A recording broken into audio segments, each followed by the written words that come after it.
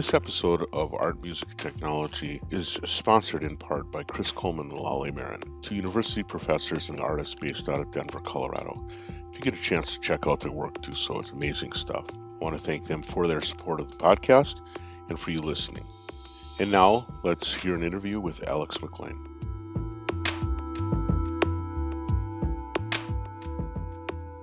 Okay, today I have the great pleasure of speaking to Alex McLean.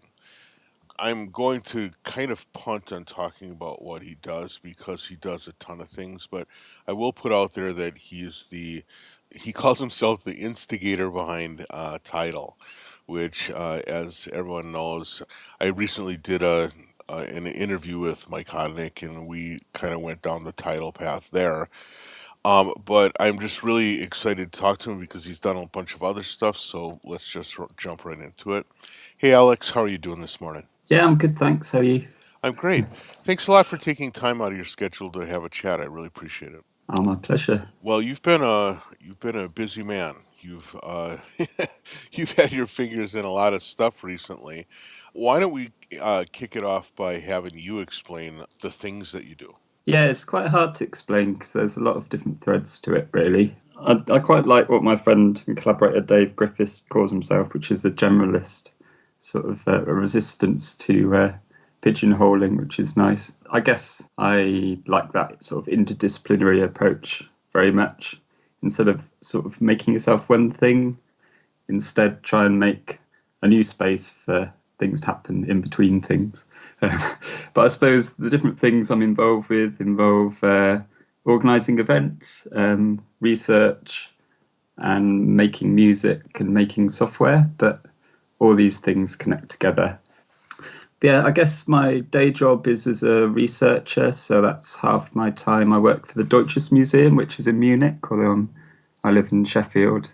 And that's a project that's about pattern, but in particular patterns of ancient textiles. So I'm using live coding techniques, which I've developed through music making for researching pattern in textiles. So that's one thread.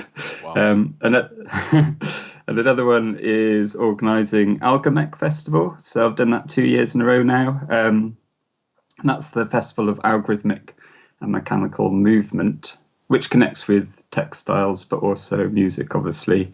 And another thing I do is organise algoraves. That's where people dance to algorithmic dance music. Another thing is, making TidalCycles, which is now a free open source software project, which Mike talked about quite a lot a couple of weeks ago. There's probably other things, but yeah. Well, that just makes me want to take a nap just hearing about it. That's quite a list of stuff. Man, I want to talk about all this stuff. But the one thing that I didn't actually know about was this researcher work. What is the name of the museum again? It's the Deutsches Museum. It's like a big museum in Munich. It has an island to itself. A huge science museum, but there's a research institute within it. Wow. And I'm part of the Penelope project. So Penelope is this mythological figure from ancient Greece who wove by day and wove by night. So the project's sort of partly about unmaking, about how you take things apart in order to understand them, I suppose. Interesting. And also how you make things, not by having this genius idea that you somehow get out into the world, but rather how you make things by working within the world and within material, which connects with live coding, because for me that's what live coding is about. It's using code as a material to find ideas by working with the code and seeing what it suggests to you, rather than being this genius who dreams up this amazing music and types it in. Yeah, well, that it is, and also it kind of this idea of the way that textiles are created, which is you have these elemental things of threads which don't really have much of a physical property at all, but ends up becoming literally the material of creation. That is sort of like almost a metaphor for coding in general. It's interesting. Yeah, Yeah, I think the more I work on this project, the more I realise that it's not so much a metaphor. If you see how weavers or knitters work, they work with codes, whether they're grids showing interaction between threads or knitting patterns, which have, more or less Turing complete system of notation. They're working in the abstract, and when you're working at a loom, you can be really surprised at the images that come from these patterns. There's a real interesting abstraction there, and even the notion of odd and even is sort of central to weaving and also central to early mathematics. And so you can see that ideas of algorithms really seem to have come from the actual physical process of weaving. So, yeah, I guess this project is really getting at the sort of genesis of computation from textiles in a way. That's fascinating. What does you say that you actually are able to kind of bring some of your live coding techniques into play on this? What does in what way it is does that afford you opportunity? I guess it comes down to sharing an idea, which is sort of core to live coding. We project our screens so people can read the code and understand the idea. Well, they don't have to read the code, but somehow you're externalizing part of your thinking process and making it visible.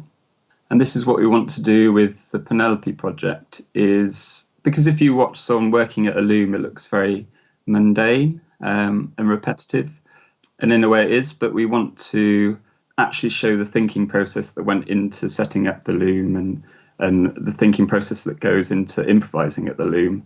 So we want to live code a loom. We're going to make mechanical weavers and work out how to live code them. And so, yeah, it seems quite a strange sort of thing to be involved in weaving when my background's in music technology, but there is a very strong connection there when you think about pattern in music and pattern in textiles and the abstraction involved in both of them. Well, and you also talk about the idea of improvising at the loom. Is that something that when you're looking at these textiles, it's clear that people are doing is sort of like making stuff up on the fly?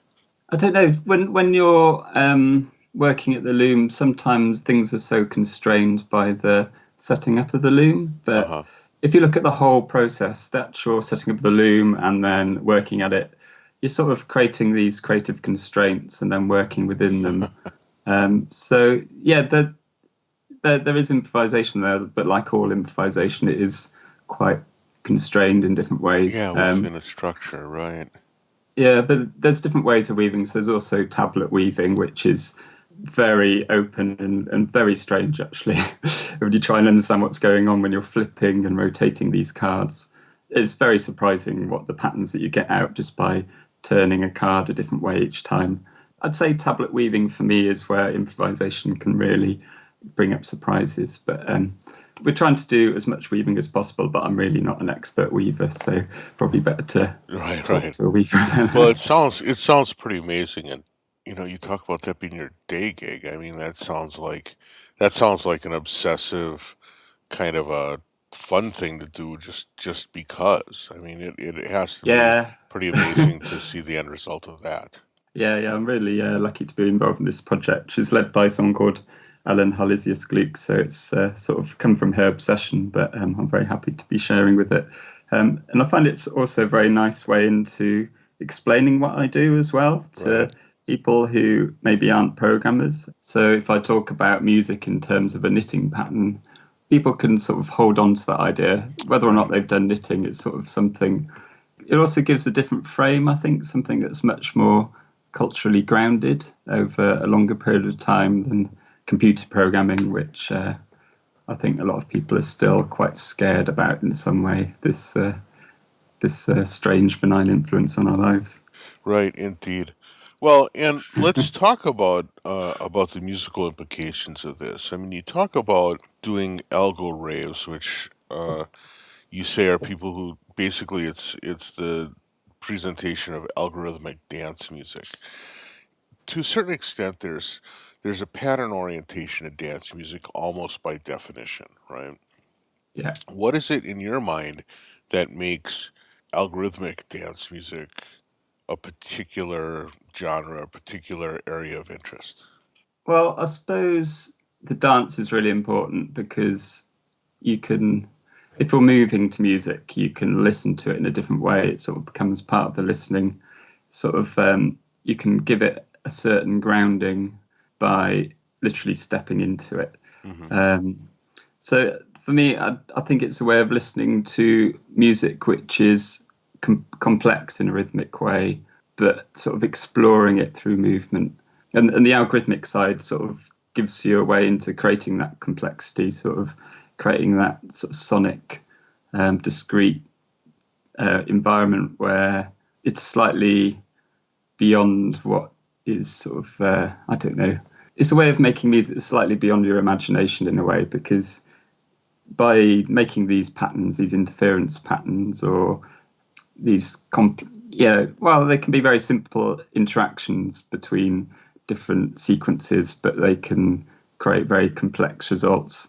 I suppose that's how they sit quite nicely together, the sort of strange alien rhythms, and not just sitting down and trying to comprehend them, but actually trying to pick apart and sort of giving that kind of rhythmic grounding, working out where the ones are, by actually moving to them. Well, I think also one of the things that dancing environment does to that is it kind of helps a group form an understanding of the music, right? I mean, I know this whether I think of like going to raves or going to other kinds of performances or whatever. When people are dancing, now you're not only informed by the music and what the performer is doing, but by also all the people in your environment.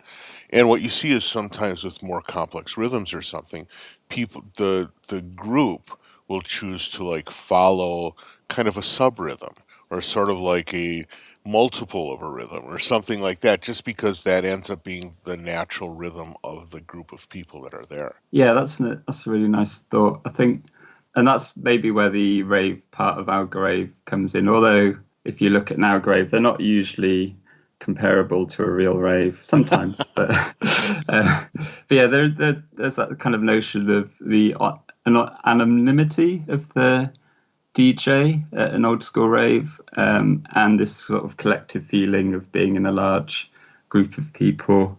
And yeah, it's about each other rather than this sort of stage audience scenario. Right. Um, and yeah, you're sort of part of the performance, really. Or I think people are always part of a performance, but sort of is much more tangible. This sort of looking at each other and responding to each other. Sounds a bit cheesy, but I don't know. I think there's something there, definitely. Yeah, well, it may be cheesy, but it's still it's sort of like matches kind of the human experience too, right?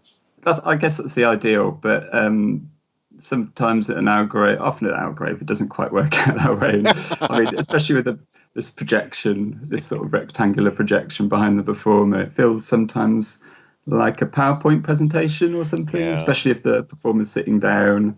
So I try and do things like project on multiple walls, even if it's the same screen, just to create the idea that you're inside the sure. algorithm rather than watching it in a cinema or something. That's actually really smart. Well, because the other thing too is that, and this is one of the things I notice whenever I've attended a live coding performance, is much more so than maybe other kind of performances. There is this kind of, in fact, I mentioned this to Mike when I was talking to Mike Hodnick about this as well. One of the things I Yeah. notice in live coding performances is that it's ubiquitous that people project their coding while they're playing, right? Yeah. But in a way that kind of kind of takes it back to this sort of like the important thing is happening at the front of the room. And it Yeah. and sometimes that can be distracting and sometimes it can, I think it also, I was going to say it demystifies the music, but it doesn't because the coding oftentimes is plenty mystical. But it gives you a grounding of what's going on and where it's coming from, the fact that you're not playing iTunes. But the flip side of it is that it really does, it locks you into what's on the screen versus what the performer is doing, or what the person next to you is doing, or what the Yeah, person across the room is doing. It really shifts your attention in a yeah, particular way. yeah. And it's a bit. I mean, if you're performing and you look up and people are just staring up at the screen, it you don't get any feedback from that. And Right. I don't know. Yeah. I've always felt ambivalent about this. So I guess I first started projecting my screen in the year 2000, and I've always been troubled by this thing. Like I started off playing as part of a band called Celeb, and we still perform sometimes. And we discussed this a lot. We wanted to share what we were doing, Right. Right. and at the time, the idea of a programmer actually being creative was quite an alien concept at all. So it was quite important for us to show ourselves programming, but Right. at the same time, we didn't want people to just read the code and make it feel like it was some kind of, I don't know, seminar. Or the music, the sound was the most important thing. So we used to do things like project on top of each other so that you could see what we were doing but not really read it, and sort of obscure it in different ways. But then a few years ago, this guy, Annie, came to a performance I did in London, a 2-hour performance. I remember that was quite an ordeal, trying to perform 2 hours. Right. But Right. yeah, he came along, and he's profoundly deaf, but also a musician. So he was using Fruity Loops and things. And he's also a programmer, so he was reading the code. And he said afterwards that by reading the code, he could actually access the music more. He could understand it Oh, more. sure. Sure. Halfway through the performance, I turned a strobe on, and yeah, he said that then you couldn't read the code, and it wasn't so. So yeah, from then on, I've been I've realised that some people get quite a lot from reading the code, Right. and Right. before that, I sort of wondered whether there's sort of cognitive contention between reading code and listening to music, and I still think there might well be. And when I watch a live coding performance, very rarely read the code. I'd much rather sort of tune out, maybe get a sense from seeing how the code is building up and going with the build up of the music, which can be nice. But I don't attend to it myself. But yeah, Yeah. since Andy's experience, I think it's sort of important from an accessibility standpoint to at least for me, to project and make it clear. So I use quite a big font now and things like that.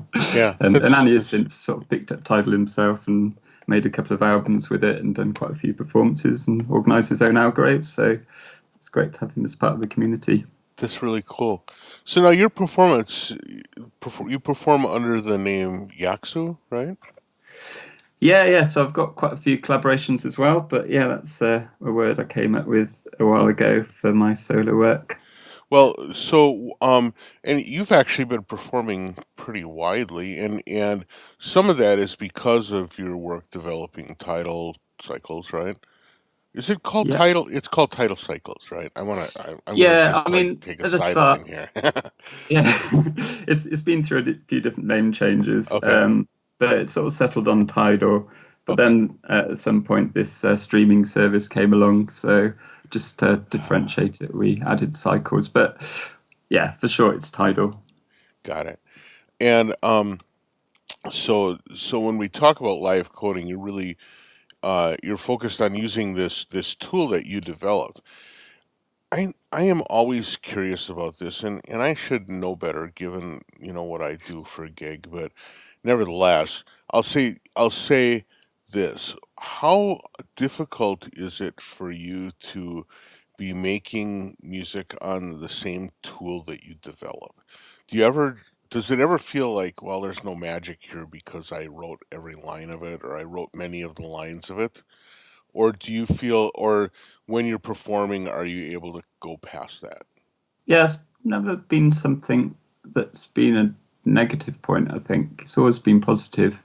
I guess I see them as slightly different activities, making Tidal and then using it, but they sort of support each other. So I might have ideas during a performance which feeds into the development, but more importantly, the other way. So I guess when I'm not enjoying using Tidal is when I feel that I know it really well, when I sort of have certain set pieces I do and no new ideas are coming. And that's when that really spurs me on to add a new function or something, Mm. because that sort of freshens up everything else.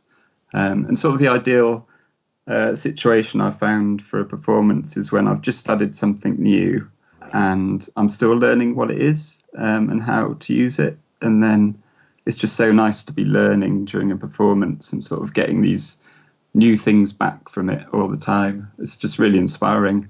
So yeah, I've never thought of it as being. If you heard of other people who find this is a problem, or Sometimes, yeah. Just because, and it's kind of based on what you just said, which is almost that by creating the thing, it loses some of the ability to maybe surprise you, and so you end up falling into creative ruts because it's yeah, either a part of the program is unlikely to crash in performance, so it becomes a crutch yeah, or stuff like that, right? And so I think that those kinds of things sometimes have limited people's enjoyment of using their own work. well, that's a bit sad, really, isn't Yeah, it? I would say so. Is it? Yeah, to put so much work into something and then find other people who actually benefit from it. I mean, yeah, I mean, it's nice that other people do benefit from Tidal, but yeah, from the start with Slub, we made this little manifesto called the Generative Manifesto, and we sort of declared that we'd only ever use our own software, and I've sort of Uh-huh. kind of stuck to that really. And I've never thought it was a bad thing. I think something to do with pattern as well is that um, you really only, when you're making the language, you're just making possibilities for live coding with it, and then when it comes to performance, you're sort of making the software for the performance live in front of everyone. So I guess it is a different situation to making something like a interface where I don't know, maybe it's I have to talk to other people about this. Right. Interesting. Yeah. So now let's talk about title a little bit and about some of the details behind it. First of all, um, it's written in Yeah. in Haskell. Why Haskell? I mean, in my experience, until I actually went to a workshop and learned some title and kind of fell in love with it, frankly. Oh, Um, until then, the only thing I knew about Haskell is that pointy-headed computer science people used it, right? yeah. Why Haskell? Well, I guess at the time, I found myself with a lot of time on my hands because going I was doing a part-time master's and eventually going into doing a PhD at Goldsmiths in London.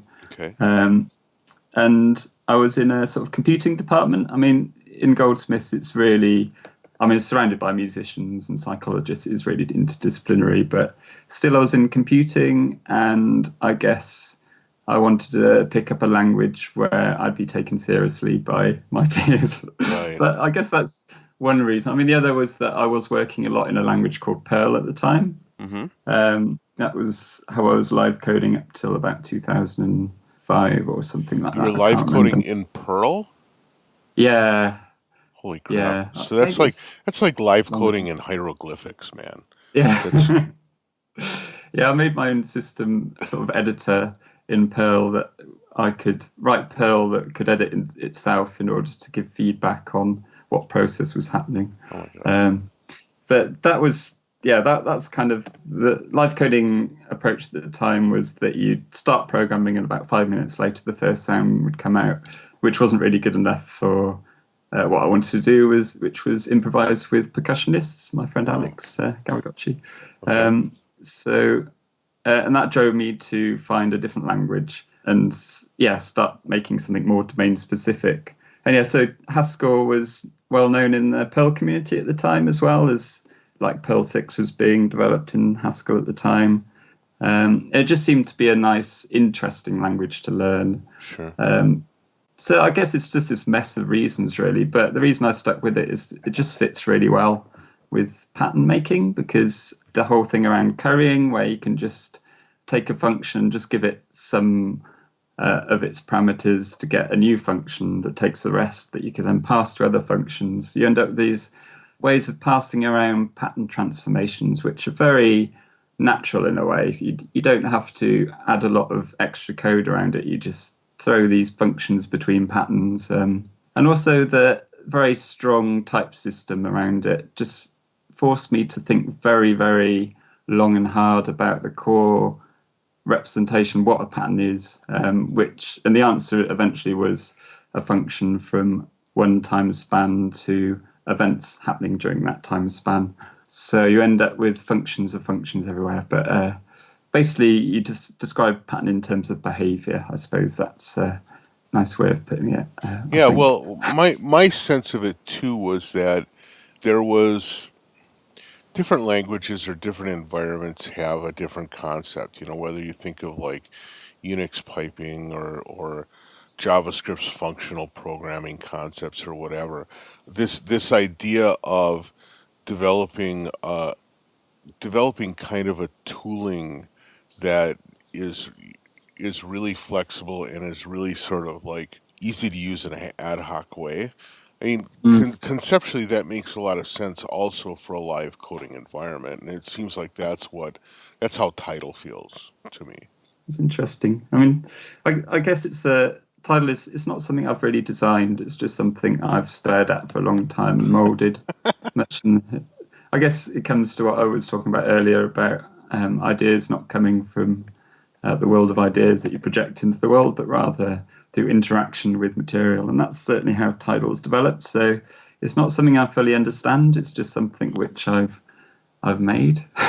Right. Well, And that's a really powerful concept, though, and that's something that I have to remember to take out of this because it does seem like our society sort of like celebrates the idea of the person who, you know, they celebrate Elon Musk, right? Because he came up with a great idea and then put everybody on to making it, right? And the yeah, idea of instead, I think of someone like a woodworker, right, who puts a block of wood on a lathe and starts carving it, and all of a sudden finds that, you know, the right table leg comes out of it because of the nature of the wood and the nature of the yeah, tools and all that kind of stuff, right? I mean, it seems like yeah. that's the kind of thing you're talking about. Yeah, that's a metaphor that Tim Ingold uses. Oh, really? Okay. He's a philosopher, I suppose, but an anthropologist.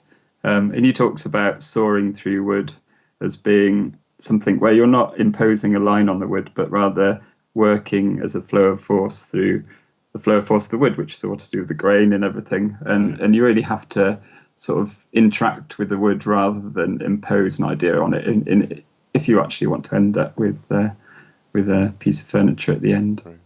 I think it's nice to think of these things coming out of a community of practice as well. Yeah, yeah. Sort of when I do workshops with people, the kind of questions I get are really open up the way I think about Tidal. Because as I said, I don't fully understand it. So when people ask questions or say what they think it is, it's just so insightful and rewarding. And it's nice that you interviewed Mike already, because I guess he was sort of the first person using Tidal. Well, not exactly the first, but I mean, he put so much work into getting it to work and then exploring it as part of his own practice. Hmm. And it just reminds me of this TED talk I saw a while ago. I can't remember who by, but it just shows this guy at a music festival in the middle of a field, quite far away from the stage, dancing like a complete nutcase.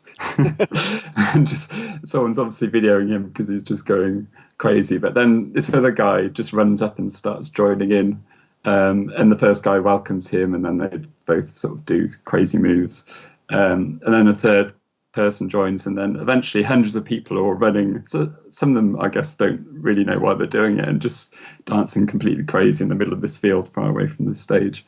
And it's just nice to think about how important that second person is, and also the third person. It's not Right. just the crazy person who's trying out something crazy, but the person who turns it into a happening is actually the second person, and then the third. Right.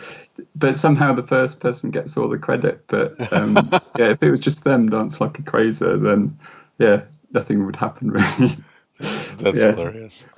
So, boy, I could go in these directions all day, but I want to make sure that I get a chance to ask you. One of the things I like doing in my podcast is talking to people about their backgrounds and how they got to be the artists or builders that they are. And when you're coming to the table with such a unique combination of skills and interests and practices, I am really curious what your background is. How did you get started on the musical side? How did you get started on the technical side?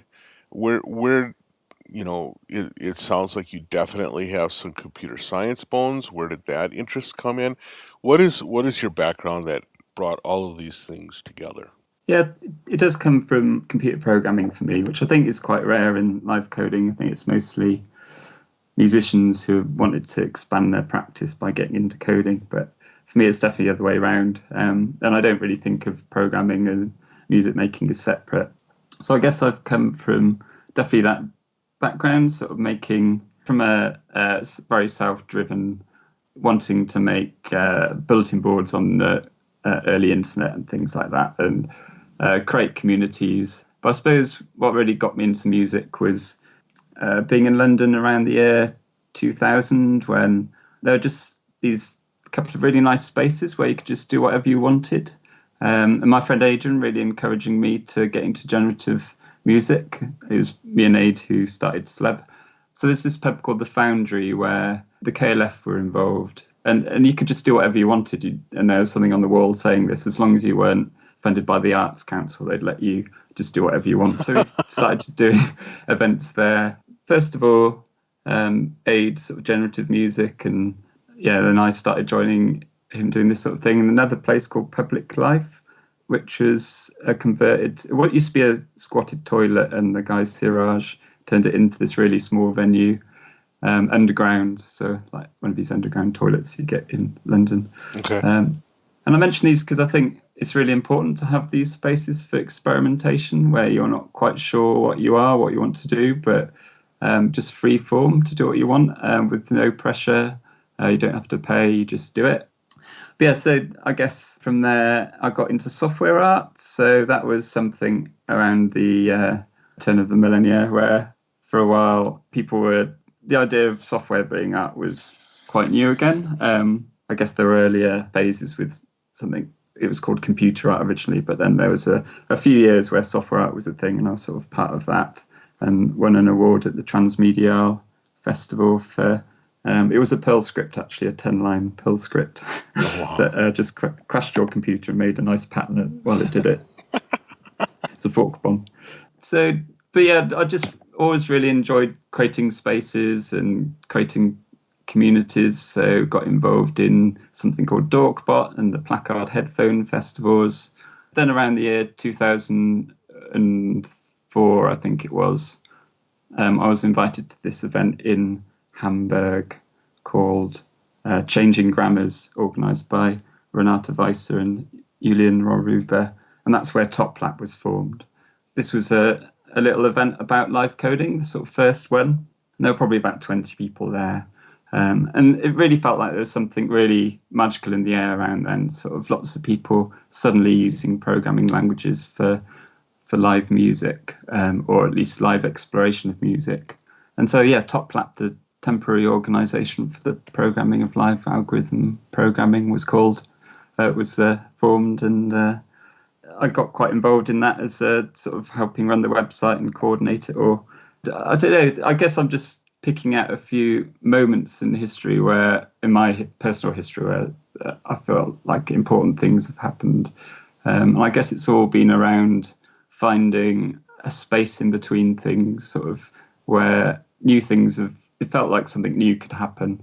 Sort of, you kind of have a feeling that there's something interesting here, but you don't know what it is. And I suppose that's what I've been driven by, this feeling of possibility and risk, and embracing failure by doing these sort of experimental events where things often go wrong, but in interesting ways, where you sort of learn what you're doing on the fly, I suppose. Right. Well, but one of the things I would say is that it seems like a lot of your, I'll just call it forward movement, is related to community. Whether it's meeting these people that open your eyes to programming languages as a artistic tool, or it's, developing a language in a specific way because you wanted to collaborate with a percussionist or whatever.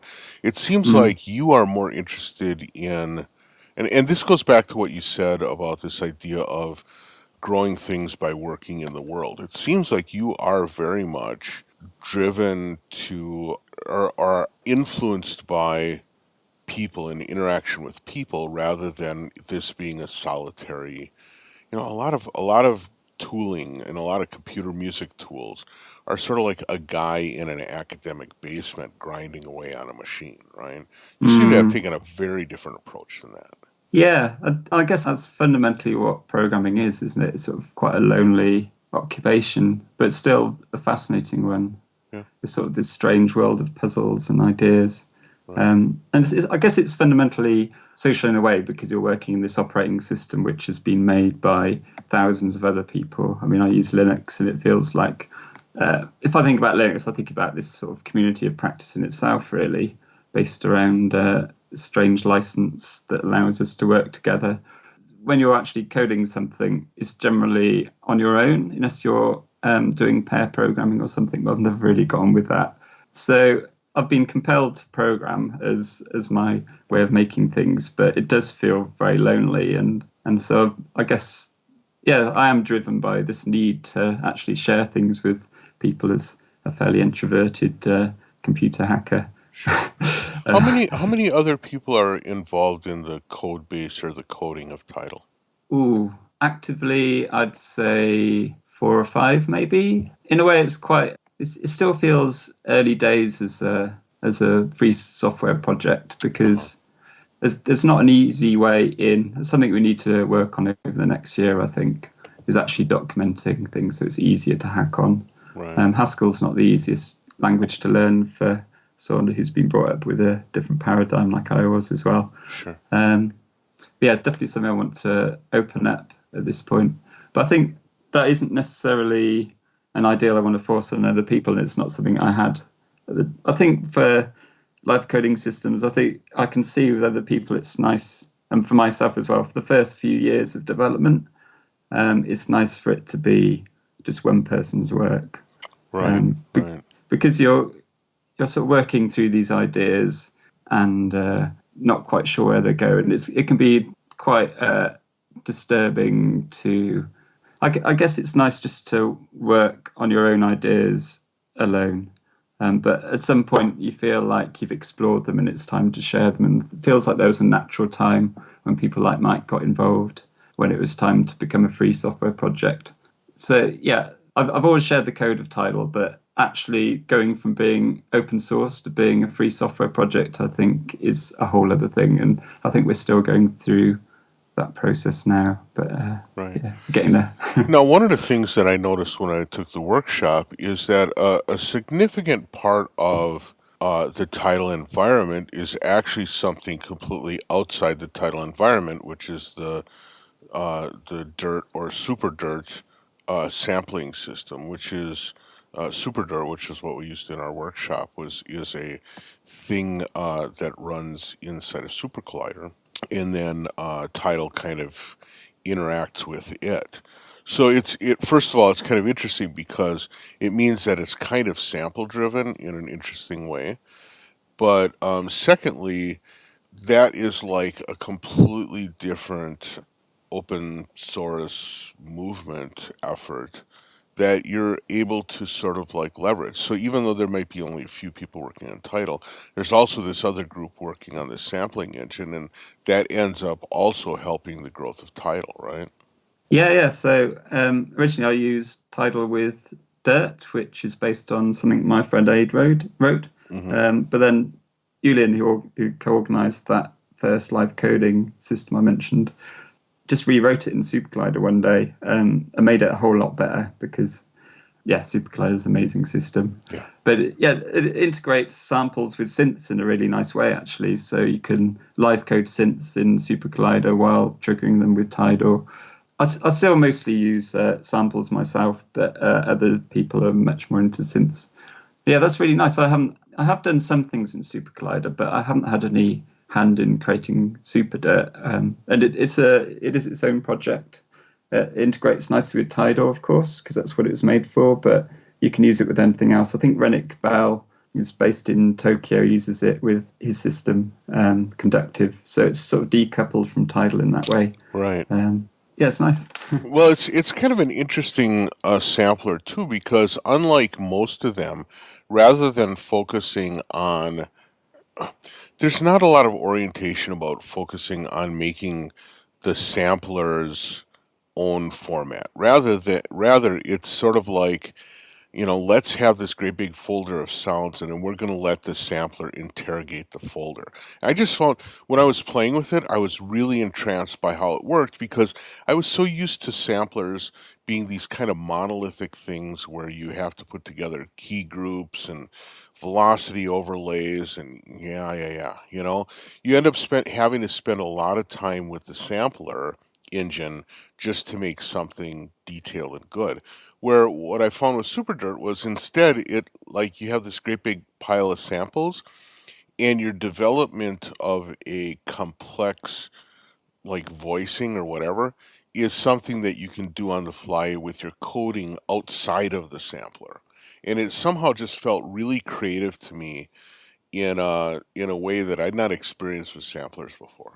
That's nice. Yeah, yeah. I haven't really used anything else apart from Dirt and Super Dirt Oh, for lucky you. about 17 years, so I'm kind of can't really compare it with anything else. But yeah, it is sort of made for live coding, of course. So yeah, Right. just and the default samples you get with SuperDirt, most of them are just the samples I had lying around on my hard drive 10 years ago or something. So it's That's funny. quite a mess of stuff. But people have said that it's nice to have that starting point to Yeah, explore. well, I think it was really key to the success of the workshop I went to that, when you type in BD and you start typing in some rhythms, there's an 808 kick, right? It's not like Yeah. some crummy sound from, default sound from your operating system, but it's actually something Yeah, that in the end you wanted to hear in the first place, right?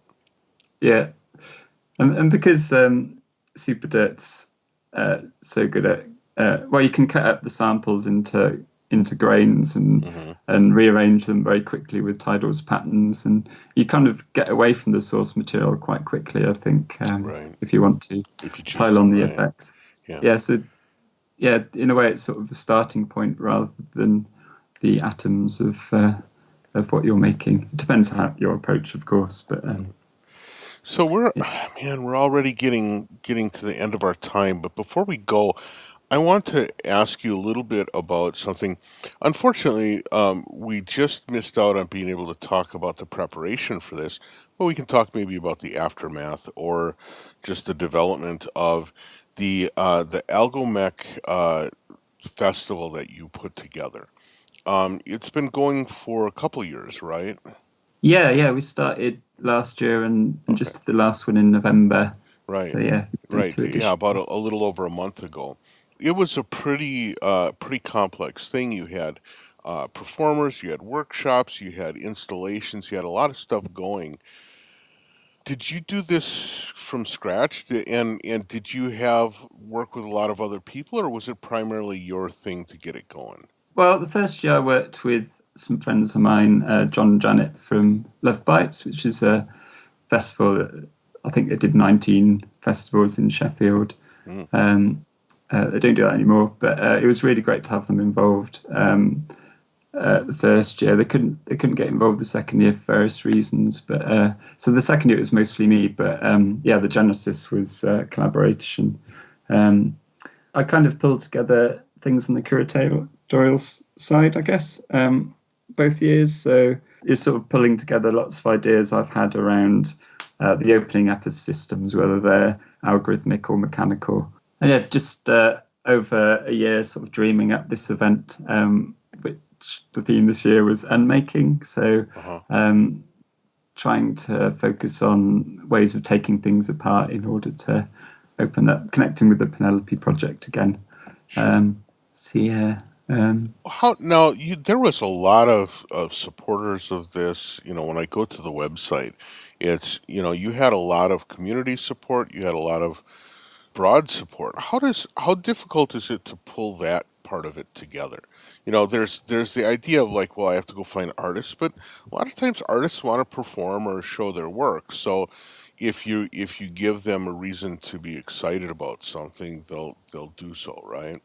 But getting sponsors and getting locations and getting your community to back it, sometimes that's a lot harder than interacting with the artists. How did that come together for you? Interesting.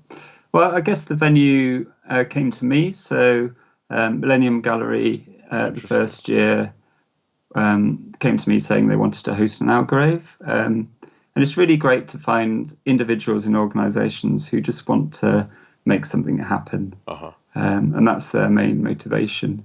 When you can Interesting. find these people, they're just gold. So Right. working with Rosie and Laura there was great. In the UK, we have most of the arts funding comes from the Arts Council. So through an application process, we were able to get a grants for the arts, which was really great. And another one is Performing Rights Foundation, Performing Rights Society Foundation, who funded 65 days of statics performance. So most of the money came from there, with some support from other organisations. Yeah, I guess it's just knowing enough people who just want to make things happen, and then things just happen. It's I guess it's the addiction, really. I mean, at the end of the festival, you never want to do it again, but just the thought of having this idea and wanting to see what it would be like. The only way you can find out is by doing it. So then there comes the problem of what to do the next time, because a few times I've done these strange events, they've been really amazing, and then I've repeated them the second year, and it's felt like going through the motions because there's no risk, there's no excitement, and Right. more or less that it's going to be a success, and that kind of makes it a bit boring. So next year we want to do it differently to keep us on our toes. And I'm going to have a bigger team again, so make it more of a collaboration, because it's just too much this year. Sure. So yeah, the next year we want to do it in May. Actually, it's going to be May 2019. Okay. And focus on rituals. So that's a really nice time of year where there's all these strange things where people, in the UK, I don't know if you have this in the US, but maypoles, where we just erect this big pole and attach ribbons, and then children dance in and out of each other to make this braid on the pole. Yeah, see, that's literally too nice and too communal for it to happen in the US. There's not enough independence of spirit in what you just said for it to work here. Sorry. Oh, I'm sure there's someone doing it somewhere, but I I hope. don't know. People just make. Like, I heard about this. I can't remember what it's called, but in Ireland, children do this thing where they take bits of grass and make these strange spirals out of them. I think that's nice about just making these patterns in the spring. And it connects nicely to algorithmic music, of course, which I think is all about pattern. And but yeah, we want to do this maypole, but have children going in one direction and robots going in the other. So I'm not Nice. quite sure how we're going to do that, but that's the plan. Well, Alex, this was a fantastic chat. I wish I had 2 more hours because I have tons more that I'd love to ask you, but unfortunately our time is up. I want to thank you again for taking the time out of your schedule. You're a really busy guy, and so I appreciate the fact that you gave me a little bit of your day in order to run through this stuff. Thank you so much. Oh, thanks so much, and thanks for all the questions. It's been really nice. Oh yeah, it was a lot of fun. Thanks. And with that, I will let you have the rest of your day. Catch you later. See ya. Bye.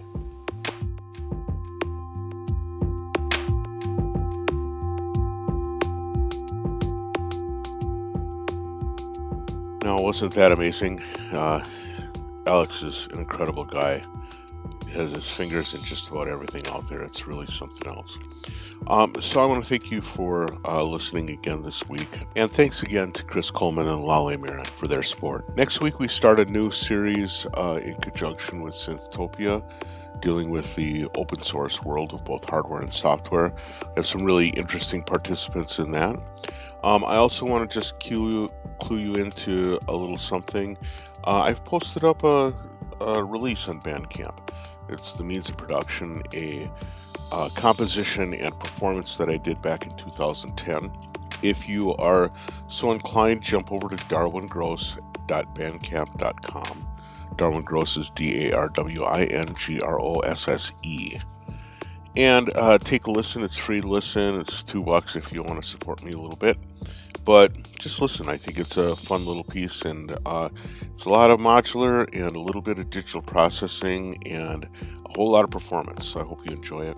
Thanks again for listening. We'll catch you next week. Bye.